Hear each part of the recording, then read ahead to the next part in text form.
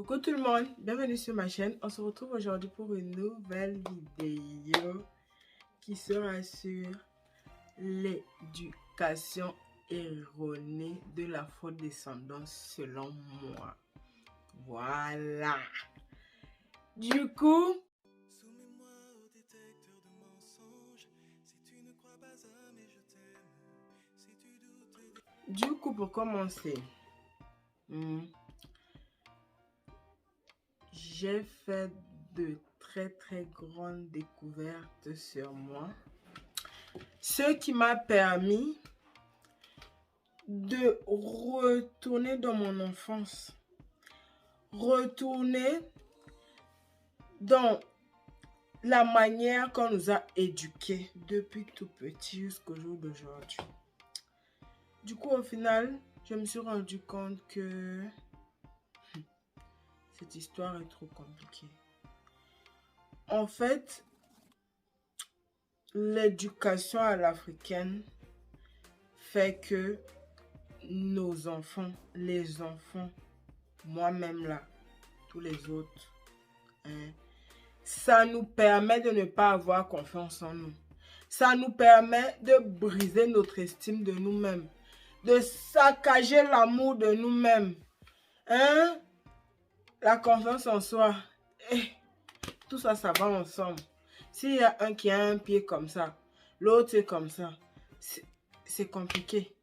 D'ailleurs, jusqu'au jour d'aujourd'hui, je n'ai pas encore réussi à équilibrer tout ça pour vous dire. Je sais que j'ai confiance en moi, même si ce n'est pas à 100%, mais à 70%. Oui, l'estime de moi-même, ouais, je m'estime quand même, je m'estime. Je vais dire 60%. Vous voyez, ça commence à baisser. L'amour de moi-même va dire, bon.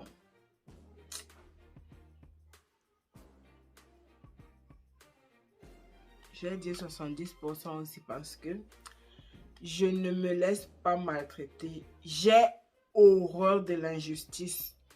J'ai horreur du manque de respect, même dans mes relations amoureuses.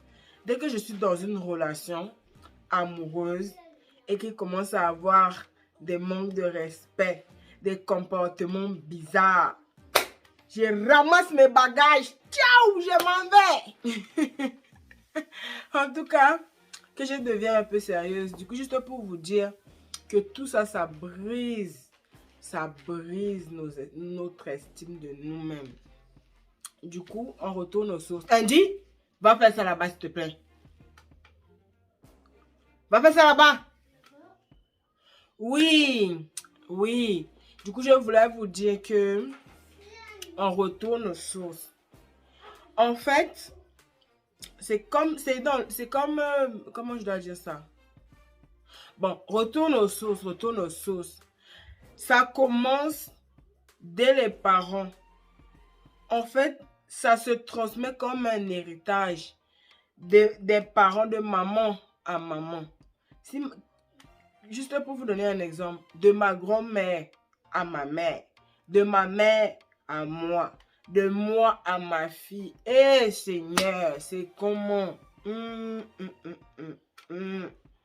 Du coup, juste pour vous dire que ce qui nous tue le plus, c'est le comportement. En fait, c'est l'éducation qui est erronée.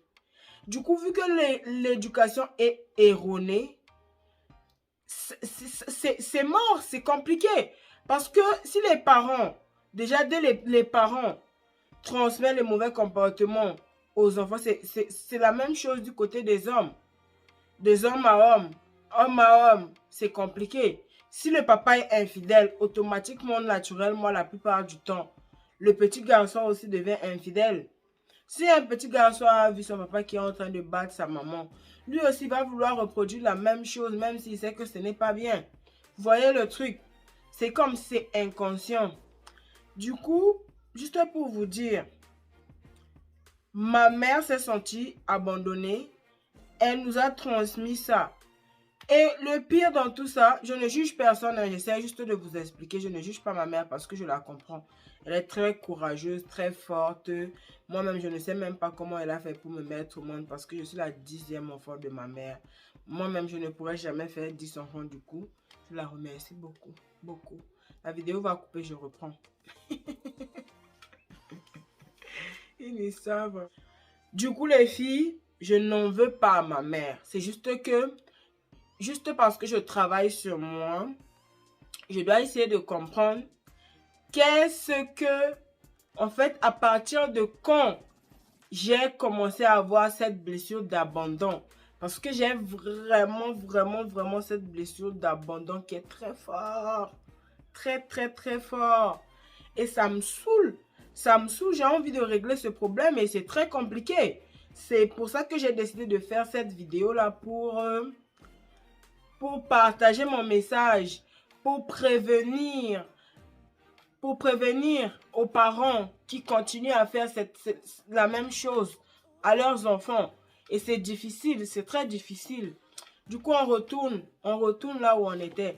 Du coup, ma mère s'est sentie abandonnée par ma grand-mère parce que c'est ce que je vais dire.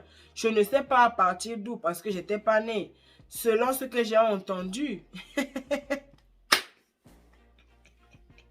En tout cas, on va pas aller jusque là-bas. On retourne juste chez ma mère parce que là, c'est plus facile à expliquer. Du coup, comme elle a fait 13 enfants, moi, je suis le 10e enfant de ma mère. Franchement. Quand on a autant d'enfants, c'est très difficile de prendre le temps de materner chaque bébé. Parce que chez nous, automatiquement, naturellement, comment on fait beaucoup d'enfants? Je vous donne un exemple. Tous les enfants, bon, je vais dire ça, tous les enfants de ma mère ont minimum 2 ans d'écart. 2 ans d'écart.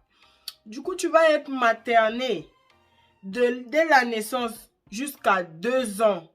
À partir de 2 ans, tu es négligé. tu es négligé en fait. Tu es livré presque à toi-même, même si on va s'occuper de toi. Mais l'amour que tu avais, que tu devais avoir jusqu'à tes 7 ans ou 8, 9 ans, tu ne l'auras plus. Parce qu'il y a l'autre bébé qui est arrivé, qui est venu prendre la place. D'ailleurs, ce n'est pas que chez nous, c'est partout. Mais bon, voilà, je dis ça comme ça. Du coup, dès que l'autre bébé arrive, l'autre enfant se sont déjà abandonnés. Et s'il n'y a pas le papa n'est pas là, c'est pire. Hein? L'autre enfant a pris la place, c'est encore pire. Du coup, c'est à partir de là que le syndrome d'abandon se crée. Hein? Et pour vous dire, moi j'ai grandi sans mon père. Ma mère et mon père se sont séparés. Je pense que j'étais même dans le ventre de ma mère quand ils se sont séparés. Du coup, mon syndrome d'abandon est fort comme ça. Mais comme je travaille, ça fait déjà un bon moment que je fais du développement personnel. Ça m'a permis de camoufler certaines choses. Parce que c'est ce que je vais dire. Parce que la semaine dernière, quand j'ai découvert tout ça, j'étais même choquée. J'étais dépassée. J'étais perdue. Jusque-là, je ne me suis pas encore vraiment relevée parce que je suis en train de chercher la solution. Tant que je ne vais pas trouver la solution à ce problème, je ne vais pas laisser. Parce que je n'aime pas laisser les choses comme ça. Si j'ai un problème, il faut que je trouve la solution à ce problème avant que je puisse être en paix. Vous comprenez? Du coup, ça m'a permis en fait de camoufler un peu mes blessures. Vous voyez, tout le monde, chacun d'entre nous essaie de camoufler ça à sa manière. Si tu ne sais pas repérer ça, tu ne vas pas voir. Du coup, juste le fait que je travaille sur moi, j'observe beaucoup tout le monde.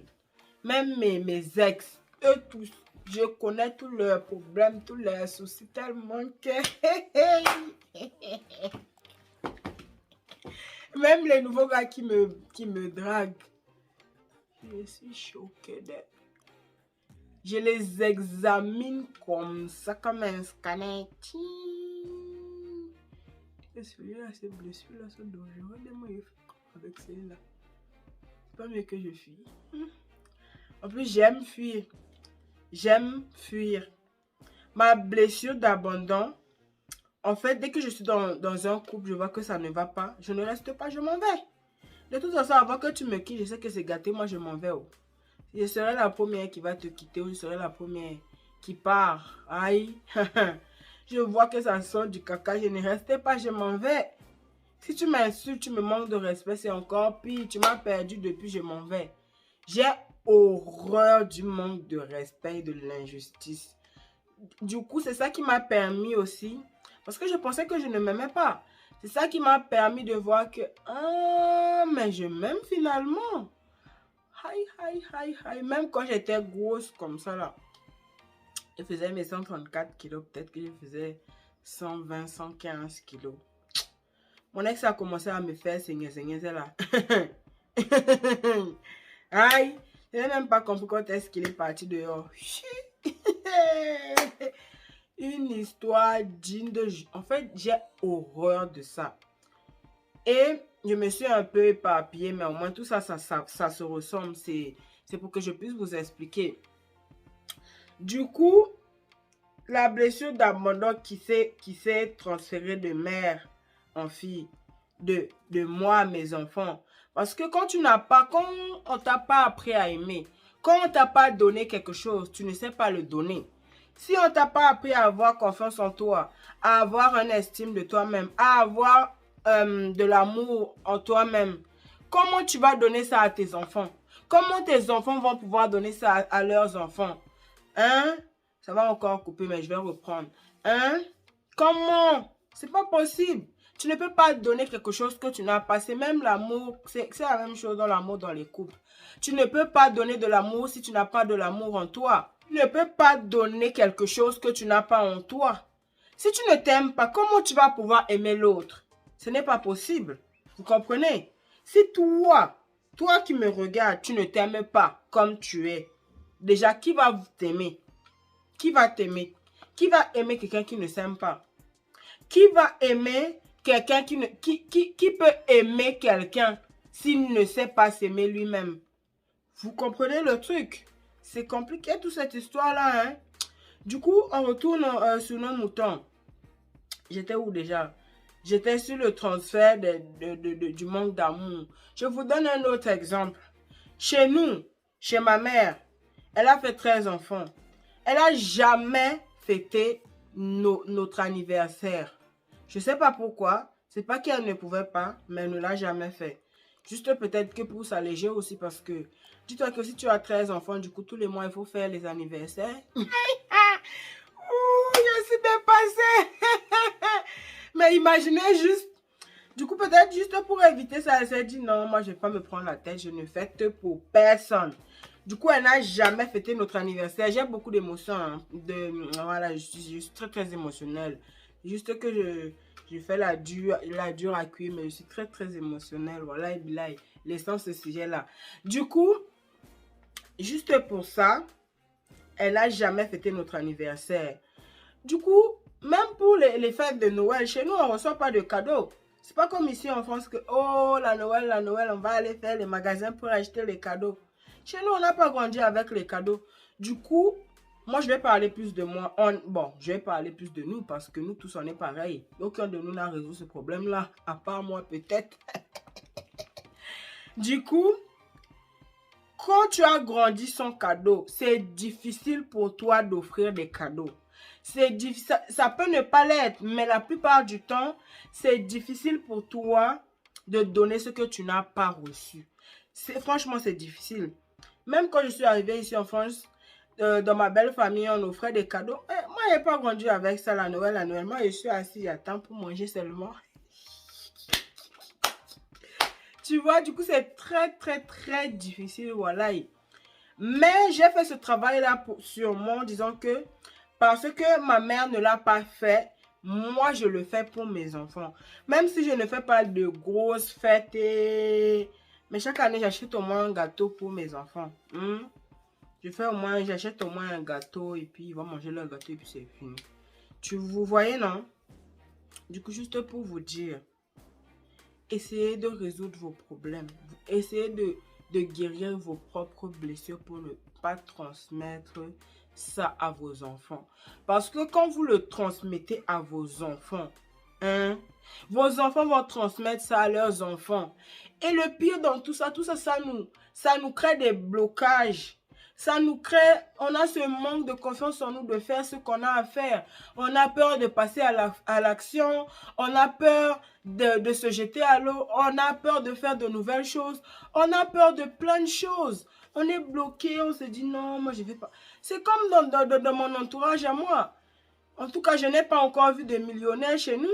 Aïe, il n'y a pas de milliardaires.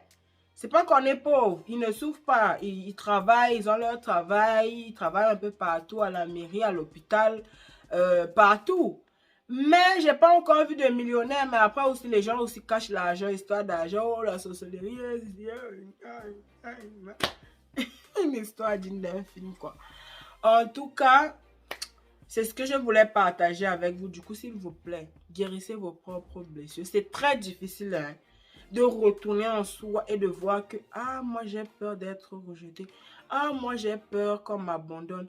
Ah, moi j'ai peur qu'on m'humilie. Ah, moi j'ai peur qu'on me trahit. Ah, moi j'ai peur que on me, c'est quoi? Rejet, trahison, humiliation et injustice. Vous voyez? Parce qu'on a. Du coup, juste pour vous dire, c'est difficile, mais faites-le.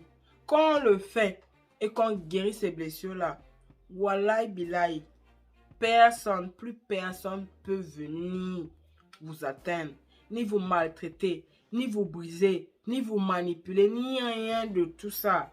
Rien de tout ça. Je parle de la manipulation. Je suis comment je peux dire, c'est quoi le bon mot? En tout cas, je suis très forte pour ne pas me faire manipuler. Je peux me voiler la face comme tout le monde, ne pas voir, mais me faire manipuler, en fait, tu vas le douter. En tout cas, je vous laisse. On se retrouve à très bientôt pour une nouvelle vidéo, ok? N'ayez pas peur d'affronter votre blessure. C'est difficile parce que depuis que j'ai découvert tout ça, franchement, je suis à fond. J'ai même d'ailleurs découvert que j'ai le syndrome du sauveur. Hein, c'est quoi ça aussi? Je vais toujours sauver les gens. Justement, d'ailleurs, c'est à cause de ça que je suis sur YouTube.